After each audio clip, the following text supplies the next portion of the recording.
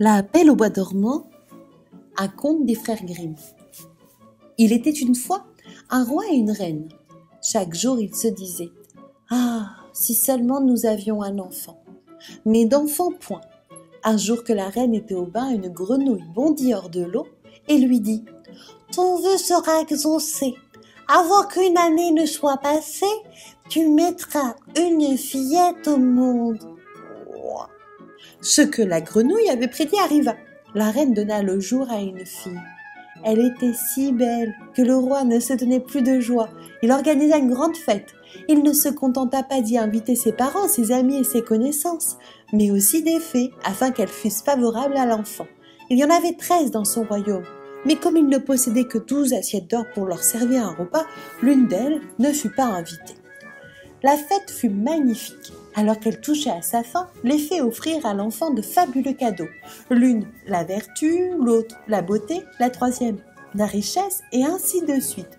Tout ce qui est désirable au monde. Comme 11 des fées venaient d'agir ainsi, la 13e survint tout d'un coup. Elle voulait se venger de n'avoir pas été invitée.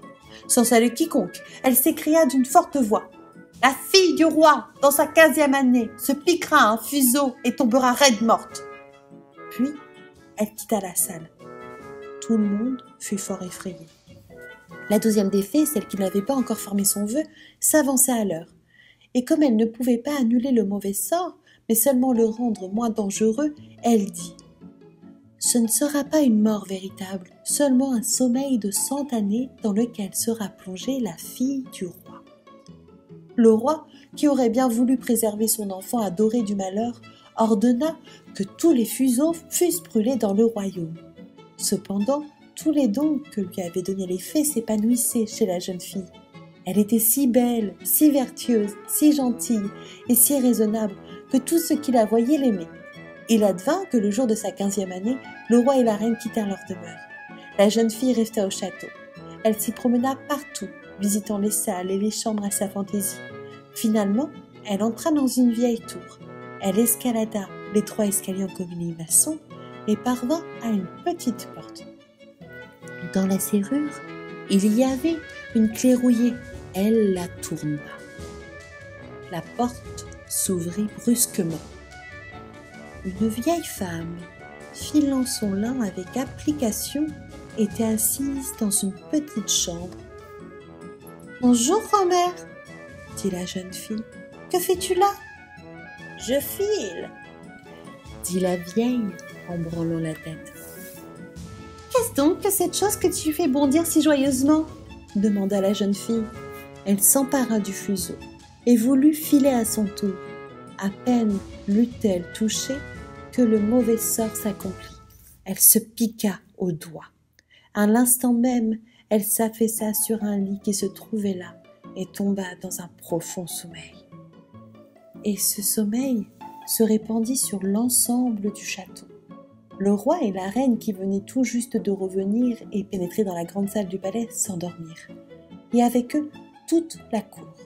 Les chevaux s'endormirent dans leur écurie, les chiens dans la cour, les pigeons sur le toit, les mouches contre les murs.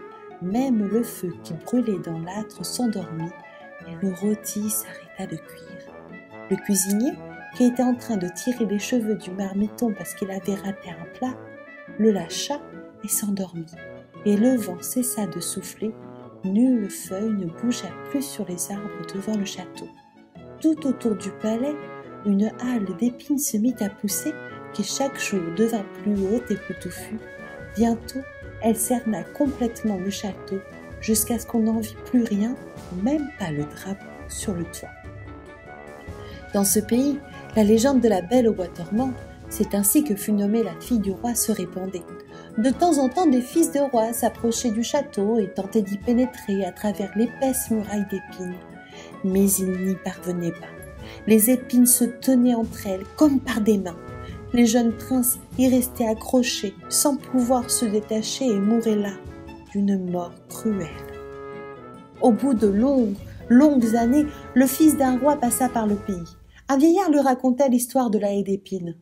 Derrière elle, il devait y avoir un château dans lequel dormait depuis 100 ans la merveilleuse fille d'un roi appelée la Belle au bois dormant. Avec elle dormaient le roi, la reine et toute la cour. Le vieil homme avait aussi appris de son grand-père que de nombreux princes étaient déjà venus qui avaient tenté de forcer la halle d'épines, mais ils y étaient restés accrochés et y étaient morts d'une triste mort. Le jeune homme dit alors « Je n'ai peur de rien, je vais y aller, je veux voir la Belle au bois dormant. » Le bon vieillard voulut l'en empêcher, mais il eut beau faire, le prince ne l'écouta pas. Or, les 100 années étaient justement écoulées, et le jour était venu où la Belle au bois dormant devait se réveiller. Lorsque le fils du roi s'approcha de la haie d'épines, il vit de magnifiques fleurs qui s'écartaient d'elles-mêmes sur son passage et lui faisaient chemin. Derrière lui, elles reformaient une haie. Dans le château, il vit les chevaux et les chiens de chasse tachetés qui dormaient. Sur le toit, les pigeons se donnaient la tête sous l'aile, et lorsqu'il pénétra dans le palais, il vit les mouches qui dormaient contre les murs. Le cuisinier, dans la cuisine, avait encore la main levée, comme s'il voulait attraper le marmiton. Et la bonne était assise devant une poule noire qu'elle allait plumer. En haut, sur les marches du trône, le roi et la reine étaient endormis.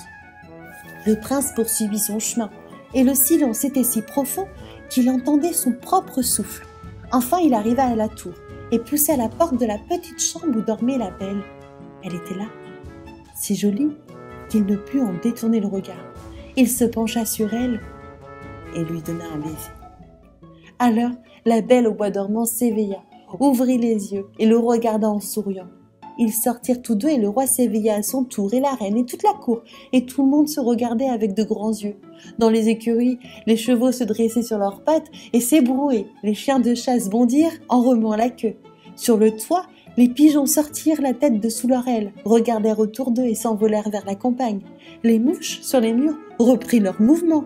Dans la cuisine, le feu s'alluma, flamba et cuisit le repas. Le rôti se remit à rissoler.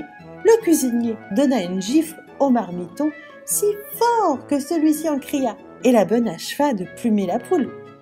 Le mariage du prince et de la Belle au bois dormant fut célébré avec un faste exceptionnel, et ils vécurent heureux jusqu'à leur mort.